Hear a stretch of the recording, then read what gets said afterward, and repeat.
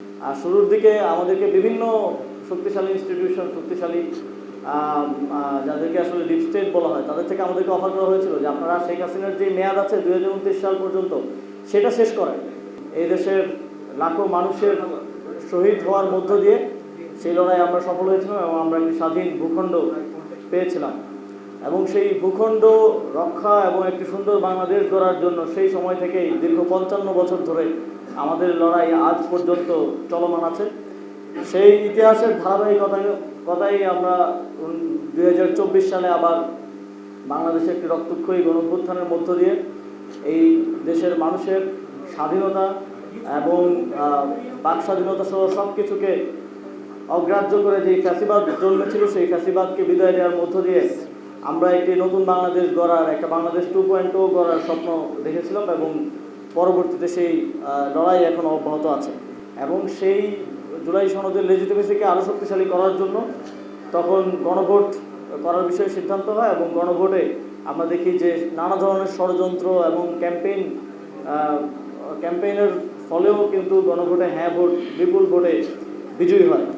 তার কাজকর্মে বোঝা যাচ্ছে না যে আসলে সেই নিজেকে পরিচালিত করছে, সে দেশটা চালাচ্ছে নাকি অন্য কেউ এই দেশটা চালাচ্ছে। নাহলে আমরা এরকম জিয়াউর রহমানকে সবচেয়ে বড় রাজাকার বলা, তারপর বিভিন্ন সময়ে যাদেরকে আমরা দেখেছি যে বর্তমান প্রধানমন্ত্রী তারেক রহমানকে নিয়ে কটু বক্তব্য করেছেন, খালেদা জিয়াকে নিয়ে নোংরা নোংরা বক্তব্য করেছেন, তাদেরকেই এখন সাথে নিয়ে ঘুরে বেড়ানো, এই জিনিসগুলো খুব অস্বাভাবিক লাগে আর কি আমাদের দেখতে।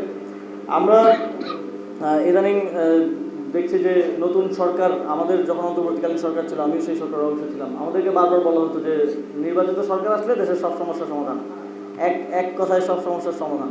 কিন্তু আমরা দেখতে পাচ্ছি যে নতুন সরকার ক্ষমতা গ্রহণ করার পর থেকে এখন পর্যন্ত কোনো বিষয়েই তারা আসলে সেরকম সাফল্য আমাদেরকে দেখাতে পারেনি। যেমন সাংবিধানিক ধারাবাহিকতা যদি রক্ষা করতে যাই তাহলে তো নির্বাচনটা 29 সালে হওয়ার কথা। এবং আমরা যখন সরকারের দায়িত্ব ছিলাম, শুরুর দিকে আমাদেরকে বিভিন্ন শক্তিশালী ইনস্টিটিউশন, শক্তিশালী যাদেরকে আসলে ডিপ স্টেট বলা হয়, তাদের থেকে আমাদেরকে অফার করা হয়েছিল যে আপনারা শেখ হাসিনার যে মেয়াদ আছে 2029 সাল পর্যন্ত, সেটা শেষ করেন। আপনারা শেষ করেন, আমরা আপনাদেরকে সহযোগিতা করি। তাদের সার্টেন কিছু শর্ত ছিল যে তাদেরকে কিছু কিছু জায়গায় ফ্যাসিলিটেট করা, এবং তারা পুরো রোডম্যাপও করে নিয়ে এসেছিল যে বিএনপি নেতাদের তো সাজা আছে, তো সাজা থাকলে সাধারণভাবে নির্বাচন দিলেও তারা নির্বাচন করতে পারবে না। তো তাদের সাজাগুলো না করে আদালতের মাধ্যমে এগুলো লেংদি করে, আপনারা তো জানেন সেটা কীভাবে করা যায়। আদালতের ডেট ঘুরিয়ে ঘুরিয়ে তারেক রহমানের নিজের নামেও সাজা ছিল, সে যদি সাজাপ্রাপ্ত অবস্থায় থাকতো নির্বাচন হলেও তিনি বাংলাদেশের নির্বাচনে অংশগ্রহণ করতে পারতেন না।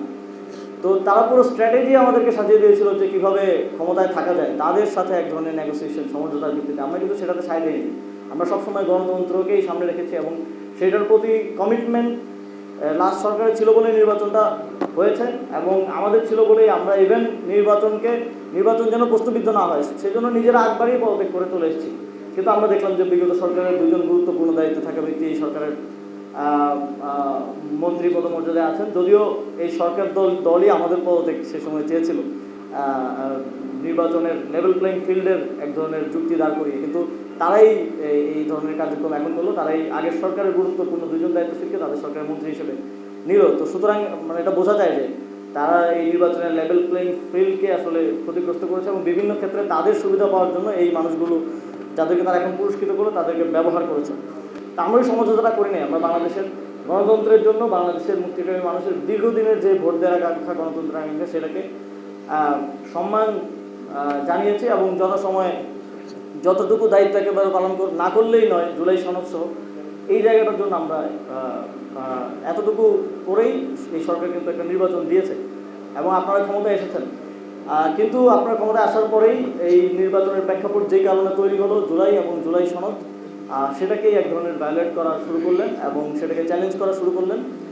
এবং আপনারা ভুলে গেলেন যে আসলে বিগত সময়ে যারাই এই ধরনের গণরায়ের বিরুদ্ধে অবস্থান নিয়েছে তাদের কী পরিণত হয়েছে। আপনারা রাজনীতি করবেন, অবশ্যই রাজনৈতিক দল মানেই রাজনীতি করবে। আপনারা জামাতের সাথে রাজনীতি করেন, এনসিপির সাথে রাজনীতি করেন, আরও অপর রাজনৈতিক দল আছে তাদের সাথে রাজনীতি করেন। আপনারা ক্ষমতা পেয়েই জনগণের সাথে রাজনীতি করা শুরু করলেন। আমরা দেখেছি আগে আওয়ামী লীগও জনগণের সাথে রাজনীতি করতো, জনগণের জনবিরুদ্ধ কাজ করার জন্য নানা ধরনের ন্যারেটিভ উৎপাদন, হাইকোর্টে নিয়ে যাওয়া, তারপর হচ্ছে এই সংবিধান, এই আইন, বিভিন্ন কিছু দেখানো, সেটা আমরা বিগত সময় দেখেছি। তো আপনারাও এটা শুরু করেছেন, আপনাদেরকে অভিনন্দন জানাই। এই পথে আপনাদের যাত্রাটা আপনারা শুরু করলেন। তবে এই পথের শেষটা কোথায় বাংলাদেশে বারবার ইতিহাস সেটা দেখিয়ে দিয়েছে, কিন্তু ইতিহাসের সবচেয়ে বড় দুঃখের বিষয় হচ্ছে মানুষ ইতিহাস থেকে শিক্ষা নেয় না আর কি। আপনারাও নিচ্ছেন না। তো জনগণের সাথে এই রাজনীতি অপরাজনীতি করার ফলাফলটা হয়তো ভালো হবে না।